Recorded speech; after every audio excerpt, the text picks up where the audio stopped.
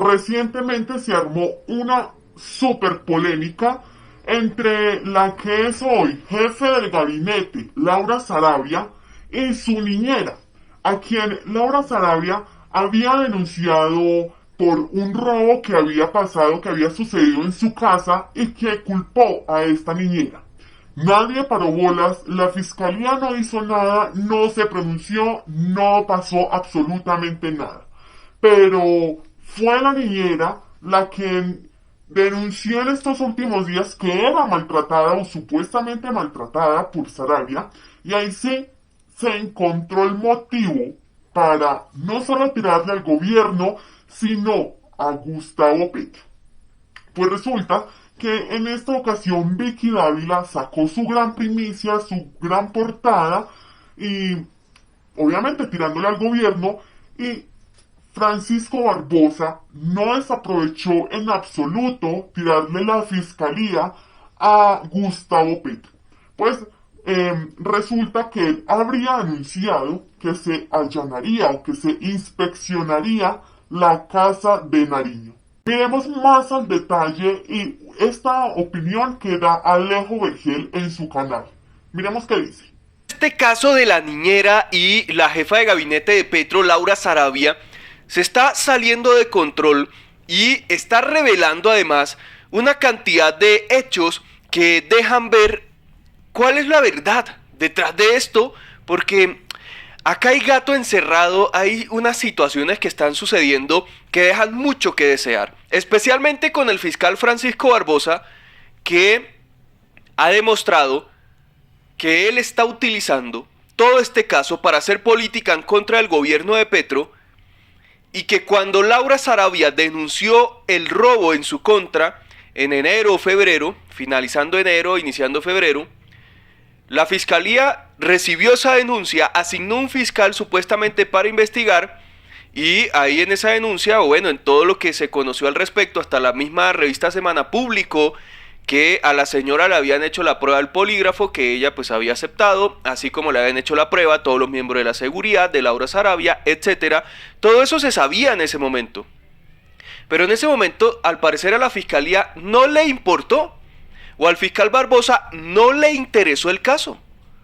Pero ahora que, curiosamente, sale la portada de Semana, entrevistan a la señora, la muestran pues como todos vimos, Vicky arma el escándalo, ahora sí le importó al fiscal porque se armó un escándalo, y ese escándalo es el que le sirve para atacar al gobierno, atacar a Laura, atacar a Petro, y ahí sí se mete el fiscal Barbosa en todo esto. Y lo peor es que ahora están dirigiendo supuestas inspecciones a la casa de Nariño para supuestamente buscar información relacionado con todo este caso. Acá hay gato encerrado, amigos y amigas, porque el fiscal también ha salido en las últimas horas a despotricar del presidente Petro, y lo hace directamente vulnerando la Constitución, y eso a nadie le importa, participando en política. ¿Y dónde está el escándalo de que un fiscal general de la nación se meta en política, intente tumbar un gobierno a punta de discursos, tumbarlo políticamente? ¿Qué es eso? ¿Qué responsabilidad tiene el fiscal en todo esto? Pero eso a nadie le interesa. Dice Andrés, varias cosas que analizar de los pronunciamientos del fiscal Barbosa sobre el presidente Petro, pero lo más preocupante es la forma en que este se dirige al primer mandatario, despectivo, con asco podría llamarle, y lo peor, lo ve como un subalterno, cosa que preocupa. El fiscal se cree político y de forma política está atacando al presidente de la República, órgano de investigación o de oposición. O sea, esto es grave, que hasta el mismo presidente agarre, y ahorita lo vamos a ver, le dice al fiscal que es un energúmeno. Pues obviamente no lo dice mencionándolo directamente, pero lo indica en un tuit. Y el presidente hace una alerta sobre esa investigación que supuestamente la fiscalía quiere hacer en la casa de Nariño, y ya voy a explicar ese tema. Pero vean esto, el fiscal se ha dedicado peligrosamente a atacar a un gobierno. Y lo peor es que critica a Petro por supuestamente vulnerar la división de poderes y en el mismo comentario el fiscal está vulnerando esa división de poderes. Dijo el fiscal: yo creo que Gustavo Petro es un irresponsable, es un tipo que no ha asumido su rol de presidente de la República con dignidad y no lo ha asumido con responsabilidad porque uno no ataca a la rama judicial del poder público, respaldo total al Consejo de Estado. Ahí está tratando de defender la división de poderes, la rama judicial, atacando a Petro y acusa a Petro de ser un irresponsable, lo llama un tipo, o sea, ni siquiera respeta al presidente de la República, le dice tipo, y dice que no ha asumido eso con el rol de presidente con dignidad. ¿A ustedes no les parece eso que el fiscal, o no les parece que con esto el fiscal está interfiriendo en política, atacando un gobierno, vulnerando todos los preceptos legales frente a la división de poderes? Aquí vemos varias cosas. La primera, lo que muy bien dijo Alejo Vergel, está irrespetando los poderes, se está irrespetando la división de poderes y lo que es el director de la fiscalía quiere apoderarse o quiere involucrarse en temas que no le competen. De hecho, vemos cómo no le interesó investigar lo del robo en la casa de Laura Sarabia, pero ahora sí viene a investigar esto, pero claro, porque vio en esto la oportunidad de atacar a Gustavo Petro. Segundo, y en cuanto al punto anterior, vemos que primero irrespeta los poderes, la división de poderes, y es un hipócrita porque él mismo decía que Gustavo Petro era el que los irrespetaba, pero resulta que es él. Segundo, no hay ni el más mínimo respeto hacia quien se dirige, que es Gustavo Petro, y nada más y nada menos que el presidente de Colombia.